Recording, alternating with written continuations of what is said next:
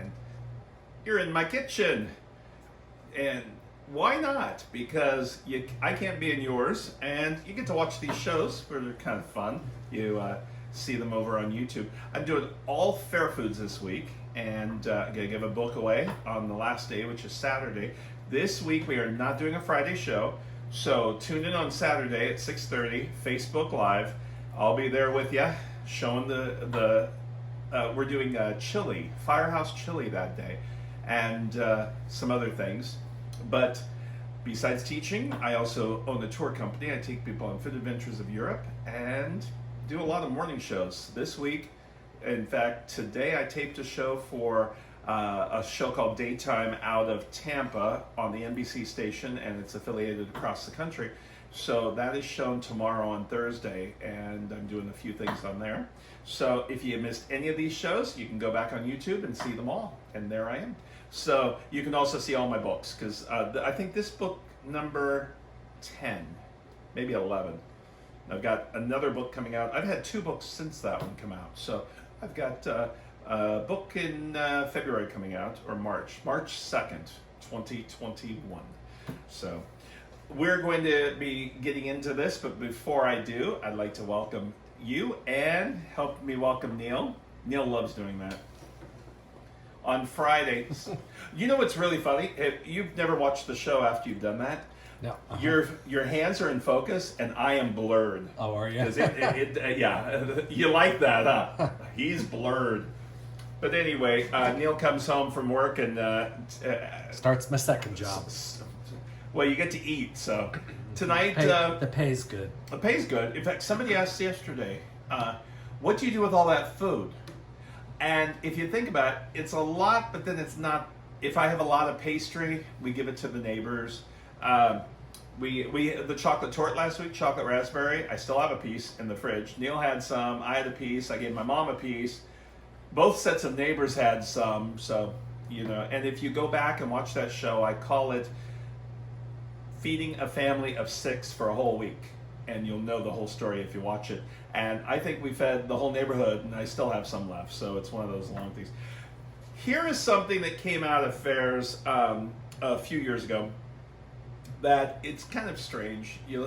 Fair Foods, I did a radio show for it, WGN Chicago, and that you can see on my website. We did it over on Saturday live, Sunday. It was Father's Day. And some of the things that come out of fairs are very bizarre, but once you eat it, you think, wow, that's pretty good. So there's fried butter. That one came out of Dallas State Fair, and people are like, fried butter. Now, in your mind, you think fried butter, here, I have fried butter. You take this whole thing and you fry it, and then you eat it.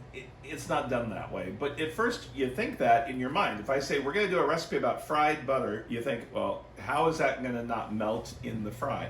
So what it is you take rounds of butter with flour, so you've got some substance, little circles, and you coat them into a batter that's almost like a donut batter, and you fry that after it's frozen. Once you bite into it, it's like an inside to outside donut, because the outside is all donut-y and the inside is very soft, and a little bit of butter is left because the butter soaks in. So that's fried butter. But you can get that in my book. If you don't win the book this week, you can pick one up on Facebook. No, not Facebook, on my website, and I'll personalize it. Or you can go ahead and get them on Amazon, but they've got them all over the place. So just Fair Foods, crazy foods from the fair. So today we've got tater tots, which that's Ore-Ida.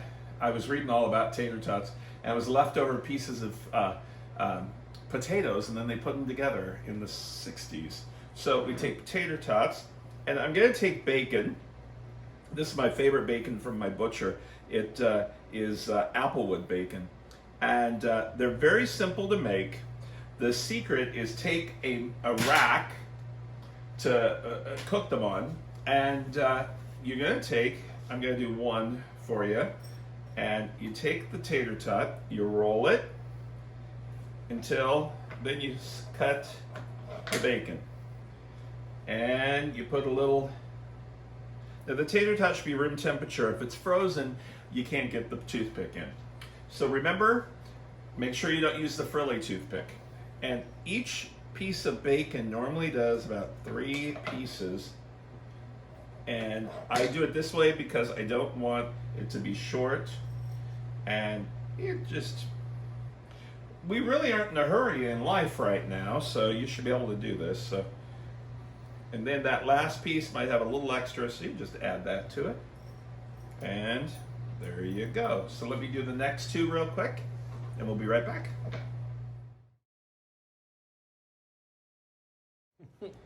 All right, that was a quickie of a couple of them. And Neil noticed that the toothpick goes through and is supposed to, it doesn't matter. It's just to hold it together. And after it's done, it will be great. So we're gonna take this goes in the oven for about 15 minutes. You can serve it hot or cold. And we've got the dill sauce coming up next. And we'll be right back. Okay, we're making our dill sauce. I'm laughing because we had to do this again. Thank goodness I hadn't started, because you know that that woman that talks in your house, that turns on the lights. I don't want to say the name. I didn't even say the name, and she went off talking about dill and the whole bit. So I'm kind of worried, but we're going to use some fresh dill today. And I make this as a salad dressing also, or a dipping sauce. If you want to make it thicker, just add double the cream cheese. That's it. So we've got cream cheese, mayonnaise, some cottage cheese, some onion, and what's this one? Sour cream. So we're just going to add this all into the food processor, except the dill. So we've got cottage cheese going in just a little bit. It's only like 2 ounces. I'm making a small batch, but if you want to make a double batch, I want to sneeze. It's because of the pepper. And we've got buttermilk. If you don't have buttermilk in your kitchen all the time, you can go ahead and use regular milk if you want. But buttermilk does make it tastier. And our cream cheese is it's room temperature, so I'm going to take a piece and put it on both sides of the work bowl. A little bit of fresh onion, lemon juice. And we're going to let that blend.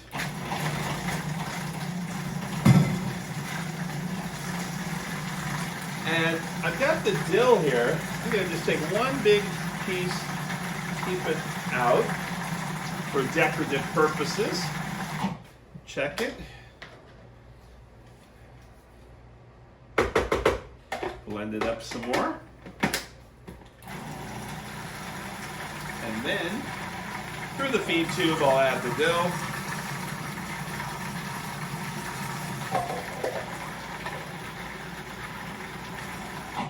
Check it again, maybe all the dill, looks good. Sometimes it'll just gather on the edges, so you'll have to scrape it down. Make sure when you do scrape this down, you don't go all the way down to where the metal blade is, or it'll get caught with the rubber spatula. So, pulse it a few times. Now, I'm gonna hold on to the center and pour this out into my serving bowl. And I want it to clean the sides. So my little trick that I tell you guys about, put it back on, off, and then the whole blade is clean. Whoop. Then get the rest of this out of your work bowl. Besides the fair book, if you want, look through all my books on Amazon. I've got two on food processors. Different things to do with the food processor. And there is our sauce. And now I put a little dill on top just for decorative. And there is our bacon wrapped tater tots with the little dill. Almost like ramaki, if you remember that stuff. So anyway, we'll be back to make our 10-pound buns. They don't weigh 10 pounds. You won't gain 10 pounds. Well, maybe you will. We'll be back. Here's our potatoes for our potato salad. We need to cook them. They don't cook for very long, so about every 5 minutes, you're going to take one out and test it with a fork just to see if it's tender. You don't want the skins to break in the water, and you don't want a real rapid boil. You just want a nice simmer. So you can get 3 potatoes like this. They're different color, little red potatoes and white potatoes, at farmers markets. I was lucky enough to find these at Aldi. So if you have an Aldi close by, see if they've got them. Aldi has some great prices, and they are not a sponsor yet. But I went to Aldi last night and I was buying a bunch of stuff. So we're going to make our potato salad. So I'm going to let these boil, and when they're fork tender, we'll come back and make the filling that goes with it. Okay, we've got all-American potato salad next. And there's so many varieties of potato salad. In fact, I did Paul Newman's potato salad with mustard, I think about 3 months ago on the website, so you can look that up. Here is those potatoes that you saw, and they're fork tender. The skins are not broken on them, and we've got the purple potato, the red potato, and the white potato, and I've let them cool down a little bit. Chopped onions. What you do, if you aren't cooking the onions, but you want them to be not so bitter, so you run cold water over them and let them kind of go through. So there's that. We've got some mayonnaise, some pickle relish from the pickles I made, and mustard, salt, pepper, and a little crunchiness. You can put some eggs into this. I've got dill. You can use tarragon or any other kind of. So it's kind of like potato salad. You empty the fridge out. You can use some different types of red bell pepper, roasted red bell pepper, anything like that. So I'm going to take all of the mustardy stuff in mayonnaise, put that together. It's almost like, what do they call those eggs? Neil, what are they called? Eggs? Deviled eggs? Deviled eggs. Kind of like deviled eggs. You kind of can add things to it. And there are some people that are very picky on their deviled eggs. I put a little bit of spice into my deviled eggs. So we've got our pickles and celery for crunch. We have a friend that does not do celery, so unless it's cooked, right? If Yes. it's cooked, It's fine if it's cooked. what's his problem with the celery? Doesn't like consistency. Is that all? Yeah, some people don't like it. Have you met anybody else I like besides Jonathan? Yeah, I've heard of other people not liking it. I can't name who it is. You can't. Well, everybody has something they don't like. Like, I am kiwis. That's right. Ugh. Yeah, you don't like kiwis. Oh, kiwi. People say, oh, they taste like strawberries. No, if I want a strawberry, I'll eat a strawberry. I don't need a kiwi. It's green. But they do look beautiful on a tray, a platter. So there's our mixture.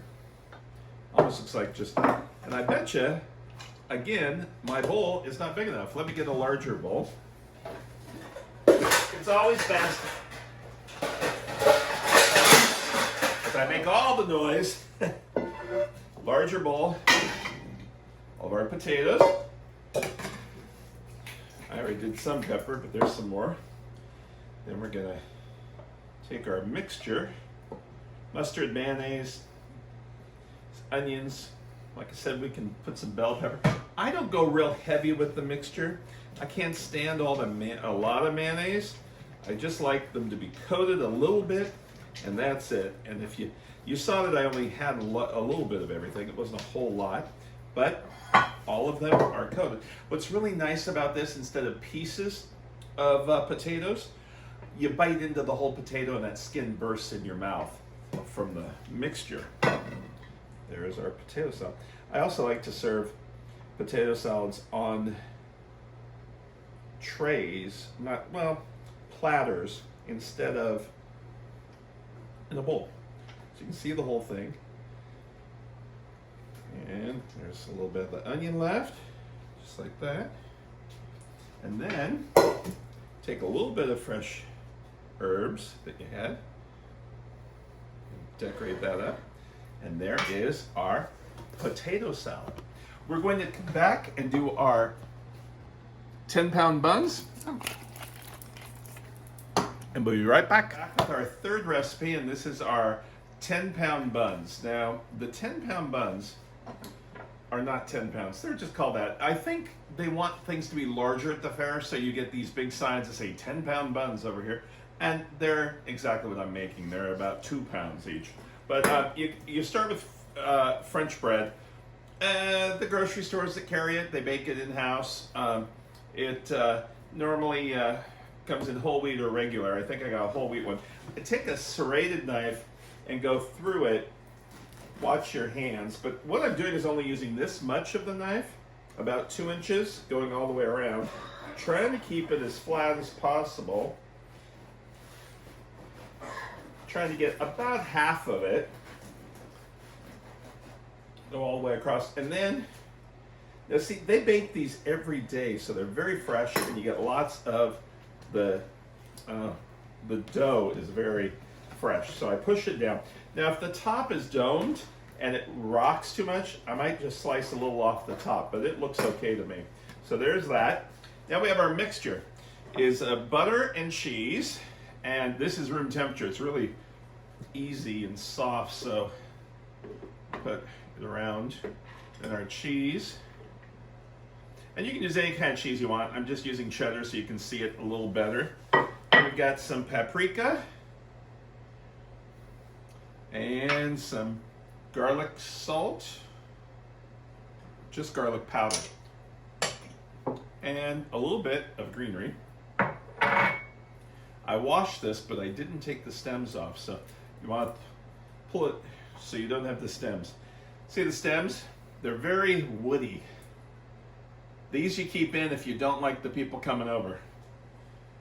If it's neighbors you're trying to get rid of, family that you don't want, people that aren't keeping their masks on. We went grocery shopping yesterday and Neil was having a field day. He was very upset people didn't have their masks on because I think it was Thursday that the state of California said everybody, if you're outside, you have to have your mask on. And so we were walking around and there's people without their mask on. Neil gets all upset, which I don't blame him, but I ignore the people and I stay further away from them. Well, today I ran to the store to get the bread because they didn't have any yesterday. And they had a big sign in the front of the grocery store that you have to have your mask on and on properly or you can't come in. And they had somebody standing there. So they had the box boy was security, which some of those guys without the masks on, I think they could mow them down. And so I texted Neil right away, and I told Neil, I said, don't worry, it's all fine now. So, there is our mixture, and we're going to put this and blend it up. It blends up very quickly, but mostly if that butter is soft. And that's what we want. Now you can put any kind of toppings you want on this. I'm just going to do some dry pepperoni or dry salami, and you can even put some tomatoes, something like that. Now, when I look at this stuff, I look and I take about half on each piece. So I'll do that. And whoop, I'll take this half. It's very thick. It's like butter. And then I will take an offset spatula and make them nice and flat. A little thin coating across, just like that. Neil, you want to do a close-up of the next one? Just like that. If the bread starts coming up, just go back over it. Because the bread is so fresh, it does that. See, like that. Then we're gonna put those on a baking pan. Put our salami on it. So technically, this is a pizza dough. I mean a pizza with using your French bread. But at the fair, they call them 10-pound buns because you think you're going to be eating 10 pounds, or your buns are going to turn into 10 pounds. One of the two. You're going to gain 10 pounds. Probably. But they're only about 2 pounds each. We're going to put these under the broiler so the cheese mixture melts. Really good. You can put some more cheese on top if you want, but normally you just do it this way. And we will be right back when they're all done. Okay? All right, our 10-pound bun just came out. You can see it's still sizzling. And if you do the tomatoes, make sure you put some cheese on top, because if you do slices of tomatoes, they'll become kind of dried and not look too good.